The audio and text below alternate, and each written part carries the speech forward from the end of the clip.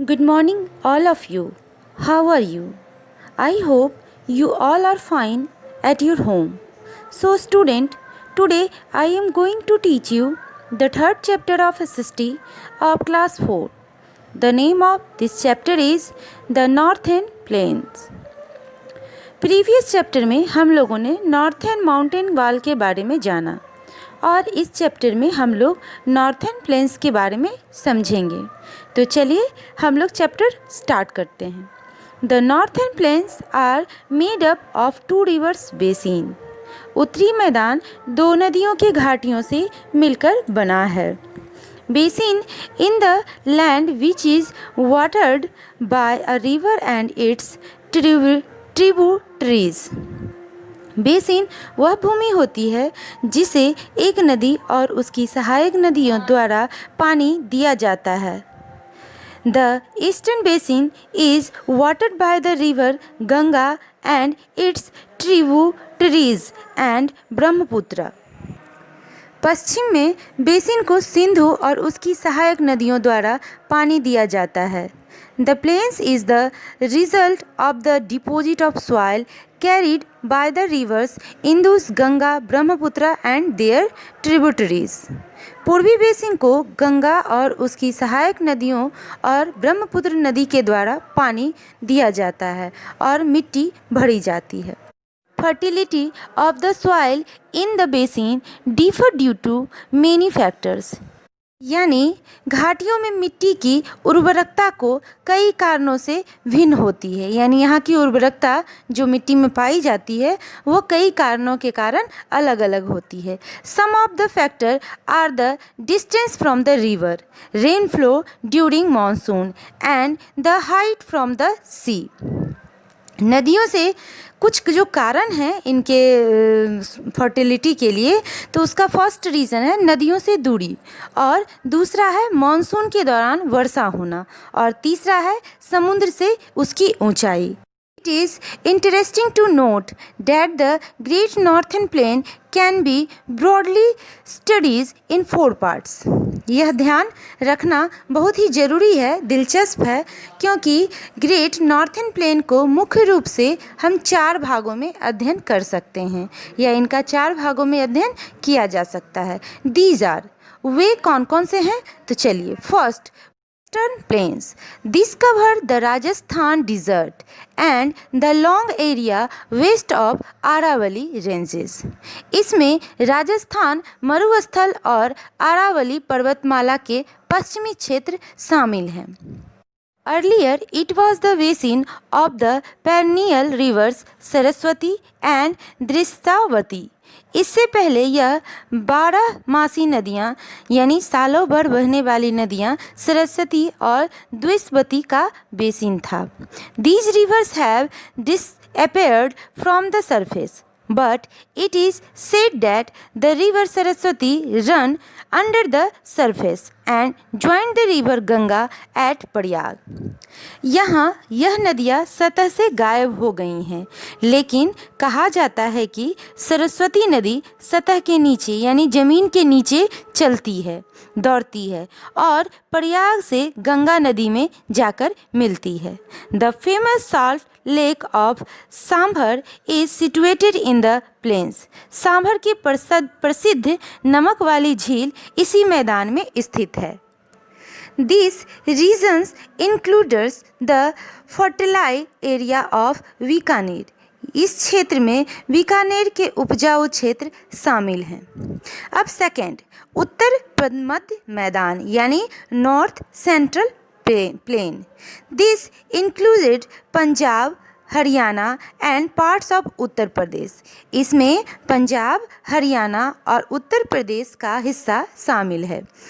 Plains of Punjab and Haryana is the basin of the river Satluj, Vyas and Ravi. Punjab और हरियाणा का मैदान सतलज, ब्यास और रवि नदियों का बेसिन है। These rivers originate from Tibet from the nearby regions of Mansarovar lake. यह नदियाँ पास के मानसरोवर के झील के तिब्बत से निकलती हैं। The plains in Uttar Pradesh is the basin of the river Ganga and Yamuna and their tributaries. Uttar Pradesh का मैदान गंगा और यमुना और उसकी सहायक नदियों का आधार है। Ganga and Yamuna originate from Gangotri and Yamunotri respectively. Ganga और यमुना क्रमशः गंगोत्री एवं यमुनोत्री से निकलती है। The northern central plain is a very fertile plain. उत्तर मध्य मैदान एक बहुत उपजाऊ मैदान है। Main occupation of people of these regions is agriculture. इस क्षेत्र के लोगों का मुख्य व्यवसाय क्या है? तो यहाँ का क्या सारे लोगों का काम धाम व्यवसाय कृषि है। Population density is very high. जनसंख्या का घनत्व यहाँ काफ़ी अधिक है। Third, Eastern Plain. This covered the middle part of Uttar Pradesh, Bihar, West Bengal up to the delta of Hooghly. यह उत्तर प्रदेश, बिहार और पश्चिम बंगाल के मध्य भाग को हुगली के डेल्टा तक कवर करता है। It is the basin of the river Ganga and its tributaries. यह गंगा नदी और उसकी सहायक नदियों का बेसिन है। The eastern plains is very fertile. पूर्वी मैदान बहुत ही उपजाऊ होता है। It face floods almost every year and West Bengal regions get heavy rainfall. इसे लगभग प्रत्येक वर्ष बाढ़ का सामना करना पड़ता है और पश्चिम बंगाल के क्षेत्र को भारी वर्षा का सामना करना पड़ता है। Population density is very high. यहाँ की जनसंख्या का घनत्व भी काफ़ी अधिक है। Fourth and last, Brahmaputra Plains. This plain is formed by the alluvium brought down by the rivers Brahmaputra and its tributaries. यह मैदान ब्रह्मपुत्र तथा उसकी सहायक नदियों द्वारा लाए गए जलोढ़ से बनता है। The rivers get flooded frequently and keep on changing their path. नदियाँ बार बार बदल जाती हैं और अपना मार्ग यानी अपना रास्ता बदलते रहती है। Therefore they from many islands. इसलिए वे कई द्वीप बनाते हैं। Bangladesh is situated on the plains. Bangladesh इसी मैदान पर स्थित है। Brahmaputra plains is also very fertilise. Brahmaputra का मैदान जो होता है वह भी बहुत उपजाऊ होता है। It is density populated. यहाँ की आबादी भी काफ़ी घनी है। Generally, the Great Northern Plain are fertile, density populated and are the basin of Satluj, Ravi, Ganga, Yamuna, Brahmaputra and their tributaries.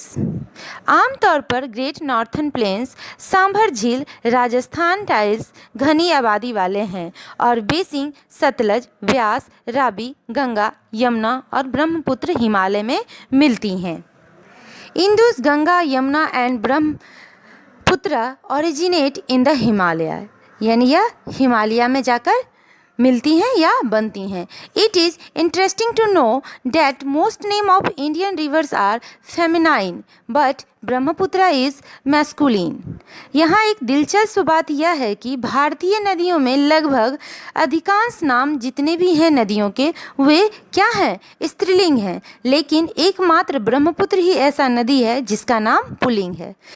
Some of the well-known ancient cities are situated on the bank of these rivers, especially on the bank of the river Ganga. कुछ प्रसिद्ध प्राचीन शहर इन नदियों के तट पर विशेष रूप से गंगा नदी के किनारे स्थित हैं. Rishikesh, Haridwar, Prayag, Allahabad, Varanasi, Pataliputra and Kolkata are some important out of them.